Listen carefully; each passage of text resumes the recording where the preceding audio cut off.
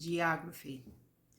You sound different, Wanda says as she devours the chips and salsa I just set out for her and Violet, who shocked me by apologizing after I didn't return her calls and said she still meant what she said, just maybe not the way she said it. And I just told her that it's my life to live it the way I want to and that I didn't need her approval to do anything. And then we hugged through the phone. This is nothing new. Hold on.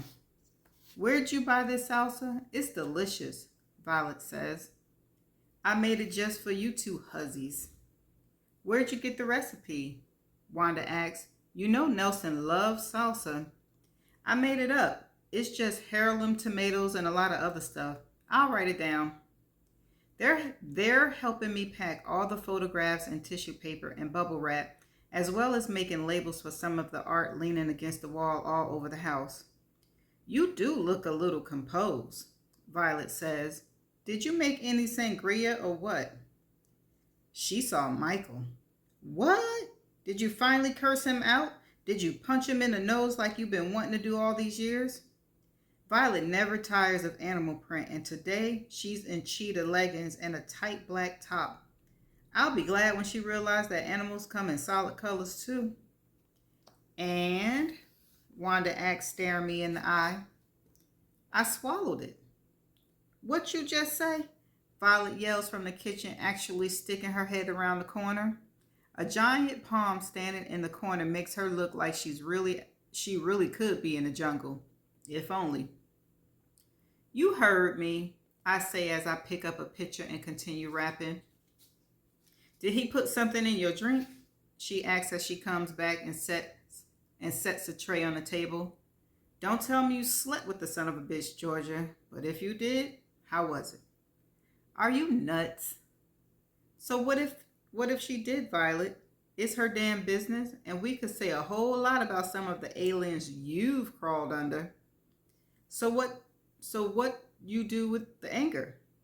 I left it there. Left it where? Violet asks. At the restaurant, Wanda says. You mean you had dinner with him? Violet asks now that this story sounds like it's getting interesting. I did. I don't know how you do that, but you should market that shit, Violet says. I don't need any details, Wanda says, looking pleased. I'll just say this. I'm glad I loved him, glad I married him, but also glad I divorced him. Where in the hell are you hiding the violins, Georgia? Violet asks after downing what looks like a double shot. Why don't you just shut up and rap something? Wanda says, and hands her a black and white photograph of me at 8 months old, which is what's written on the back. I was not a cute baby, and why they tinted my lips pink, I'll never know. Did he happen to mention his young Asian girlfriend? She's his daughter, Violet. Okay. Oh, she's the love child. I get it. Are we done with this conversation? I look at them like I'm at a tennis match. I love them to death, but sometimes I don't want to hear the truth. Sometimes I want them to lie, or just agree with me, or be neutral, though that would be asking too much. But since we're BFFs, I suppose I'm stuck with them.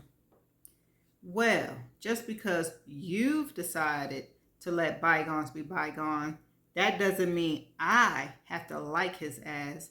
The only reason I spoke to him at the party was I was trying to be civilized. People make mistakes, I say. Mistakes can be corrected. Most men know exactly what they're doing before they do it, and that's called intent. Okay, let's skip the subject for real, I say. When we hear the beginning of a song I recognize as Lady Gaga, we know it's Velvet calling her mama. Violet yanks her phone out of her purse, frowns, and says to us, Lord, what does this child want now? Wanda and I know Velvet always wants something. What can I do for you? She asks, listening and nodding her head as she walks around the room in those stupid silhouettes. Stilettos. She so thinks she's still 30. She presses off and throws the phone back inside her purse. I don't even want to know, I say. Me either, Wanda says. And out she goes. We are so used to this kind of drama that we aren't even moved. So, Wanda says, this idea is turning out to be healthy. I'm glad. I always liked Michael. She picks up 2 pieces of packing paper and started wrapping it around my mother and father celebrating their 50th wedding anniversary. And please don't ask me who's next because I got quite a few other things on my mind. I think my daughter and her husband are having major financial problems. A lot of people are, Georgia. True. But I think Estelle and Justin might be brand new casualties on that foreclosure list too. But Justin's a freaking designer at Hewlett Packard. What kind of money problems could a Silicon Valley employee Stafford grad be having? Your guess is as good as mine. Who told you? Scarlett and Gabby. Holy shit, they are smart. Why haven't you asked Estelle about this? I don't want to embarrass her. Oh, so if you're about to be homeless, you'll discuss it then? So, if they're about to be homeless, you'll discuss it then? Come on, Georgia. Sometimes you need to act like you came from Bakersfield. I'm thinking about how best to bring it up. Just tell her those big mouth twins spilled the bean, and then she can either enslave them or be glad you're able to help them. We wrapped and taped in silence for a few minutes. This may not be the best time to tell you this, Georgia, but Nelson and I are thinking of having a condo in Palm Springs and possibly retiring there. What? Why? Nelson's arthritis will be better in dry climate. I never knew he had arthritis. I'm lying. We just like it there, and we're tired of this cold weather, and plus we both want to golf anytime we want to. You'll burn up down there. We're black. We can take the heat. Well, you two might be the only black faces you see for days at a time because there's nothing but gay men and rich white people down there, and most of them are Republicans. Ask me if I care. Do you care? No, I do not. I like gay men who don't hate women. And I don't mind being around rich white people because there are plenty of them in the Bay Area. And I know how to ignore Republicans. Seems like everybody's moving, huh? So what if your house sells really fast? Where in the world would you move? I don't even know. You have to have some idea. Costa Rica? Yeah, right. Dubai? She cut her eyes at me. What about New York? I just told Percy that's where I wanted to live to piss him off because I could tell he's a die-hard San Franciscan. But as much as I love New York, I feel too old to live there. And I'd only be able to afford a studio apartment, which would probably be more than my mortgage. I'll visit. Plus, I love sleeping in hotels. Miami, Florida is boring. Too many accents, and half of them you can't understand or they can't understand you. I hate that humidity, and I've got beaches and sunshine right here. And let's not forget those hurricanes. No, thank you. What about Arizona? Do I look like I want to live in the desert? Denver? Can't breathe there. The altitude kills me, and it's boring as hell unless you're into nature. Nature scares me.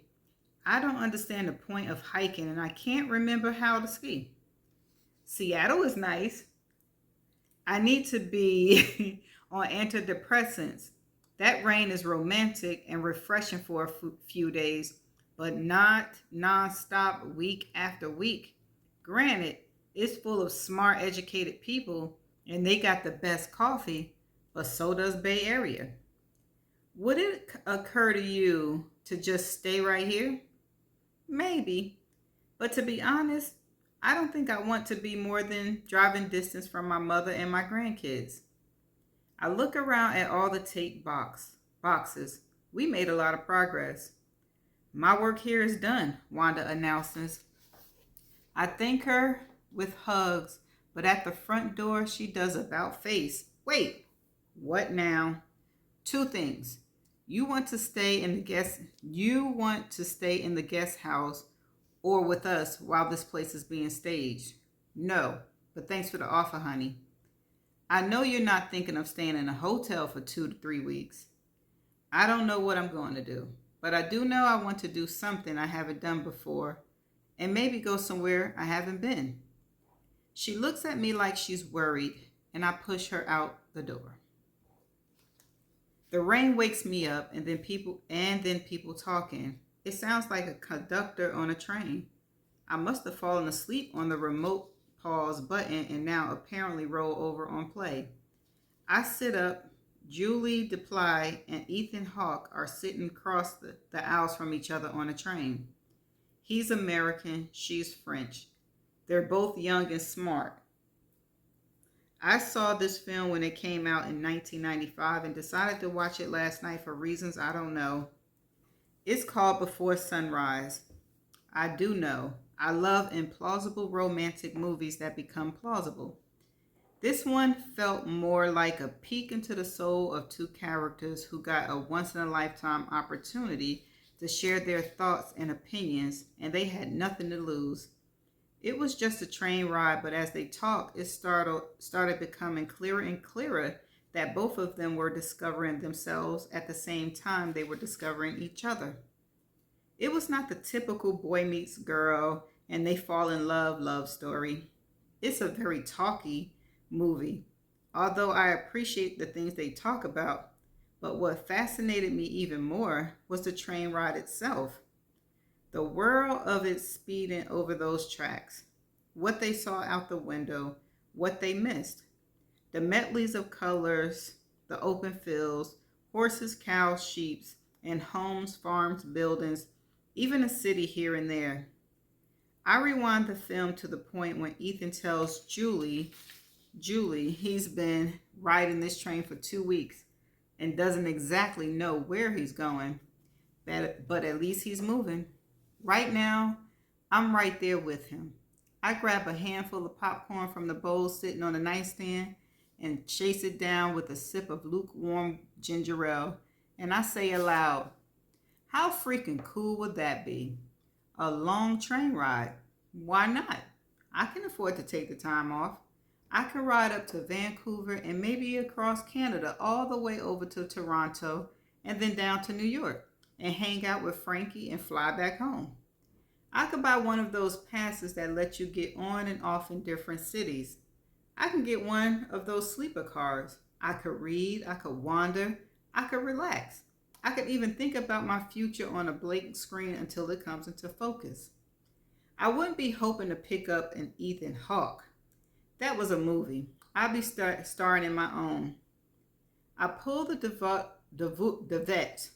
duvet up under my chin, decided to get in touch with a good travel agent, press off on the remote, and close my eyes. All aboard. The rain finally stopped, but before I can brush my teeth, the phone rings. Without looking at the caller ID, I know who it is. Good morning, First Lady Bakersfield. This is often how I greet my mother. I wish I could be Michelle Obama for a few weeks. Well, it's certainly one for the history books, all right. So how was your cruise? Duller than a cheap steak knife. I was so sick of being around old people, I didn't know what to do. That was my last crew. Traveling with folks who don't want to do anything but pray can drive you crazy. God can hear your prayers on land and at sea. Plus, they acted like if they touched a slot machine, they were going straight to hell. They should have stayed home if they didn't want to have any fun. Anyway, I was calling to tell you I don't feel like rushing up there anytime soon, and it doesn't feel like I'm going to go blind. And when will they be finished with the remodel? The what? Isn't the house being remodeled? Or did you just make that up because you didn't want Dolly and Son staying there? Yes, and no. We can wait until it's finished, but I don't know how long it might take. Do you have to move out of your house while they do it? That's one way to look at it. So, is anything exciting going on in your life? Well, yes. You'll never guess what I'm thinking of doing. I'm too old to guess, Georgia, and it's too early to play guessing games. Taking a train ride. Oh, I like trains. Where to? Anywhere. That's the same as nowhere, but be more specific, please. Vancouver, I blurted out, surprising myself. So, is this like some kind of adventure? Yes, that's exactly how I describe it. Can I come with you? I can use an adventure. Not this time, Mom. Why not? Because. Are you going with somebody? No. You shouldn't travel on a train by yourself. People get killed on trains. Only in movies, Mom. This is why you need a husband. As soon as I get off this phone, I'm going on Amazon and see if I can find one in the men's department.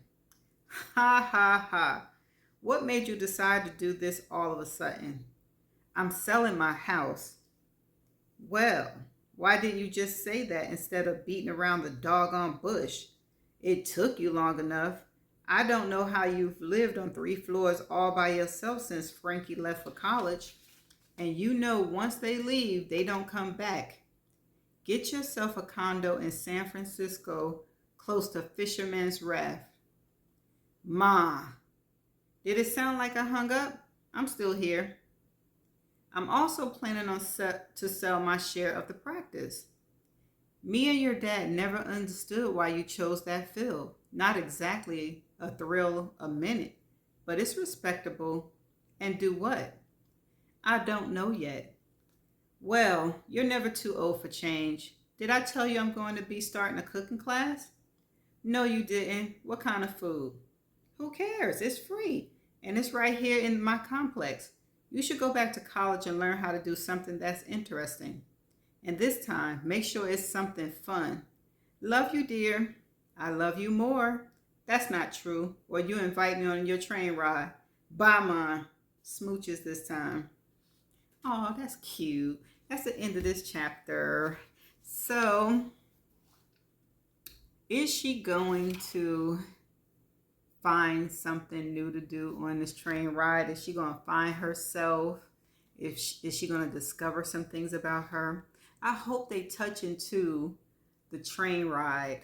If she go, I hope they touch into it because I would like to know. I would like to see that. And I'm glad they're getting away from a little bit of trying to go down memory lane with these fellas. And it's more about Georgia now. But you know how books go. They can switch up in a minute. So, anyway, that's the end of this chapter. I like this chapter. It was really nice and cool and smooth. So, I shall see you in the next chapter. Bye.